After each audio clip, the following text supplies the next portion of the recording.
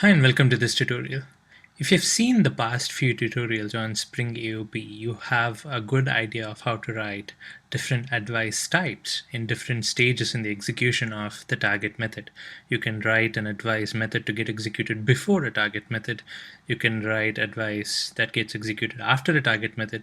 And for the after case, we also have more defined control. You can write a method that gets executed when the method completes successfully and also when there is an exception in the method. So with all the concepts that we have discussed so far, we have all the tools required to intercept and run advice at any point in the execution of the target method that we need, both before and after. There is one other advice type that we haven't discussed. That's the one that I'm going to talk about today, which is the around advice. So the reason why we would need an around advice is if you happen to use all these different advice types if it's required for a particular use case. Say you have a target method and you want some advice code to get executed both before as well as after, and it could be any combination, but let's say you have some use case where you need something to get executed, say before the method runs and after the method completes successfully, or before the method runs and after the method throws an exception. Or in other words, you want the advice method to run around your target method. Well, we can actually achieve this by writing a separate advice method for before and a separate advice for after. But if we use around, you have a little more control and it's a little bit more powerful than two separate before and after advice methods. So we'll have a look at that. What I'll do is I will use the same logging aspect, and I will write advice method over here that works around the target method. So the annotation for this is at around. Let me import this from the same package that we've been using so far. Now I can write the method over here.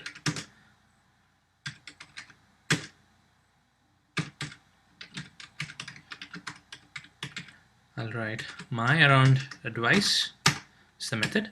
Now the condition for an around advice method is that this advice has to take a compulsory method argument, and that method argument is called the preceding join point.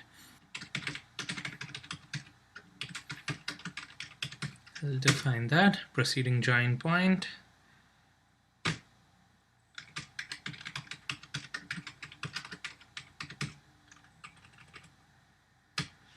Now I can import this here. And now I can write any code that I want over here. Now the around advice type is like any other advice that we've seen so far. It takes a point get expression. I will use this point get expression over here, the all getters. You will see why in a minute.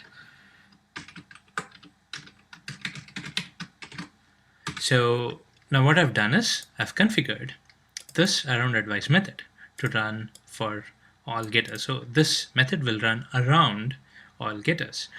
Now whenever you write around advice methods, there are two things that you will compulsorily have to do. The first thing is something we've already seen. We need to have a preceding join point as the argument to the advice method itself. We could have more arguments depending on what your requirements are. Say, for example, if the point get was something like this, you have to have name as an argument because you're catching all the parameters that have name. So probably name would be a separate argument over here. But in this example, since we're using this around advice for all getters, we don't need to have that. So irrespective of what other arguments you need based on your requirement, we need to have at least one argument, which is the preceding join point. It's compulsory. So this is one of the rules. The second rule is in your advice code, if you want the actual target method to get executed, you will have to use the preceding join point dot proceed method. Now what does this do? The preceding join point dot proceed method actually executes the method that this around advise is actually advising. So anytime during the execution of this advise method, when this line of code appears, this is when the actual target method execution happens. So I hope this is clear how it's an around advice now. So what I can do here is I can actually write code before this call, and I can actually write code after this call. So essentially I'm writing advice code around the actual target method execution. So the target method execution happens in this line, and then I can have advice code that runs before this as well as after this. Now, when I said you need to have this line if you want the target method to get executed, what that also implies is we have a choice. We can, if we want, skip the execution of the target method entirely. So let's say I have some preconditions that I want to check here, or I want to write, I want to execute some code over here. And depending on the execution here, I can choose to execute this or not, and it's not compulsory, but if we need the target method to get executed, that's when you actually need to write this line. But otherwise you can actually bypass it.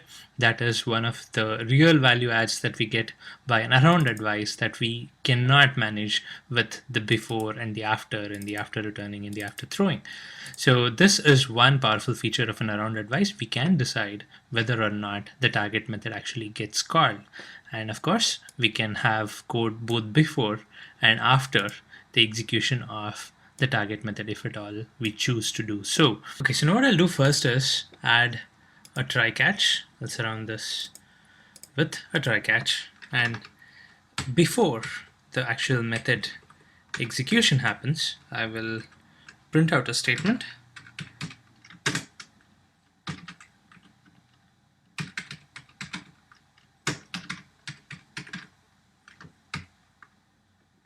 And then after the method executes, I have a catch block here, and inside the catch, I'll write another sysout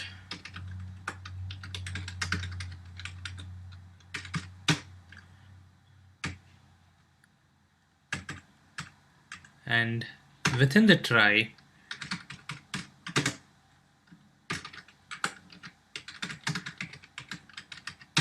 after returning, and then over here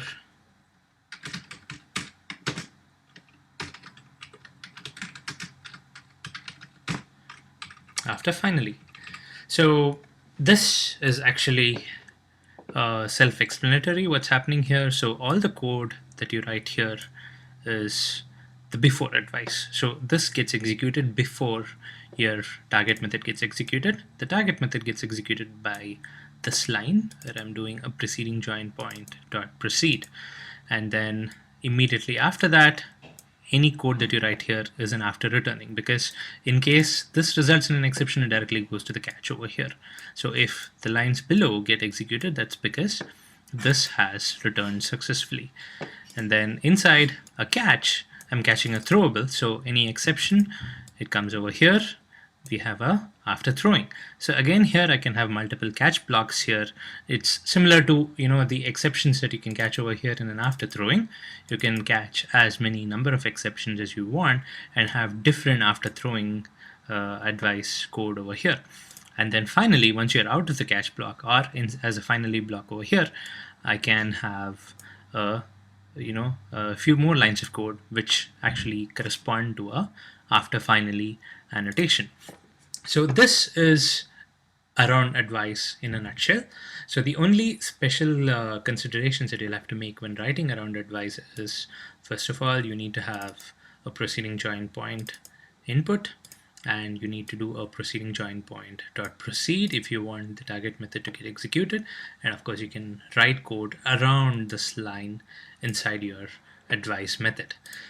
Now, a question that I had when I first read about the around advice is, why use any other advice? Why not use around advice every time? Because that seems to be the most powerful of them.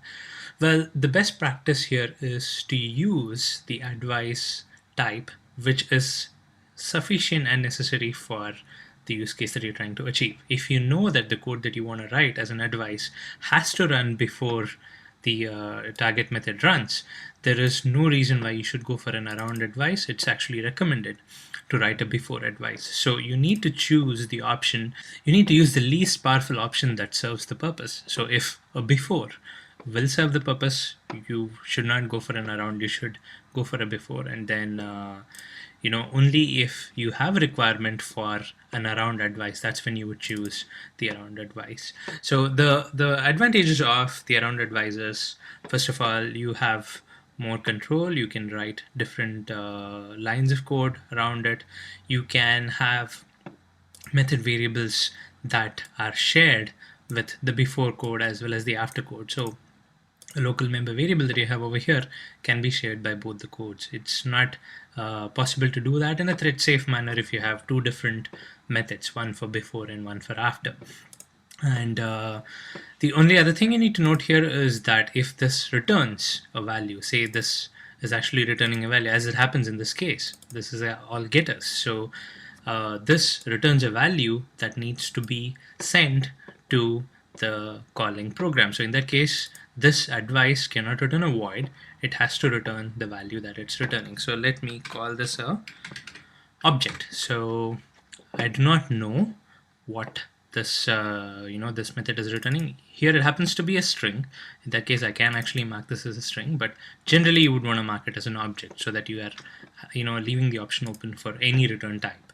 And then here finally what I do is I of course have to do this here.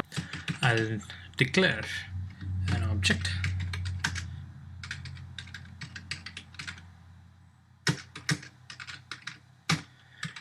and I will use that object to get the return type over here.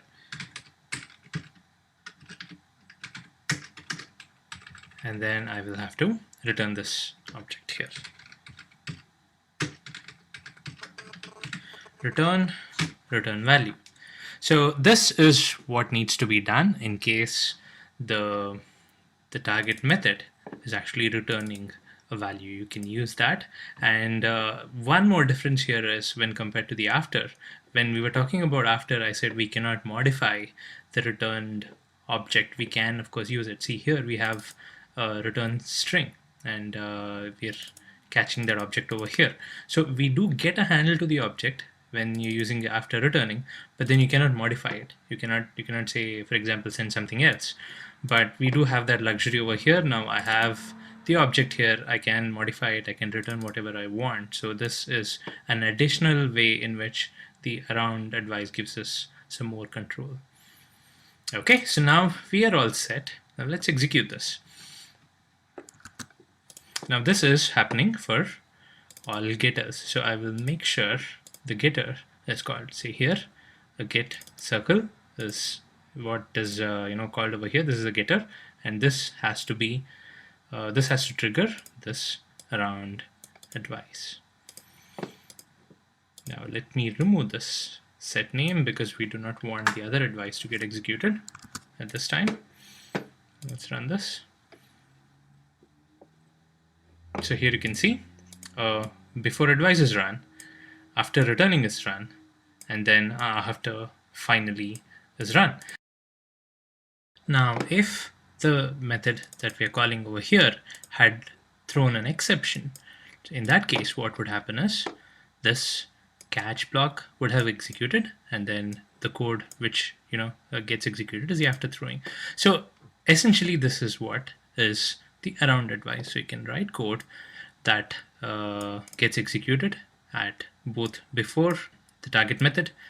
You can control when the target method runs, whether it runs or not, and then you can have an after returning, after throwing, and after finally. And an additional feature is you can get hold of the return value. You can either modify it or return it as is. So this concludes the the advice types provided by Spring AOP, starting with before, after returning, after throwing, and around. So hope this was helpful.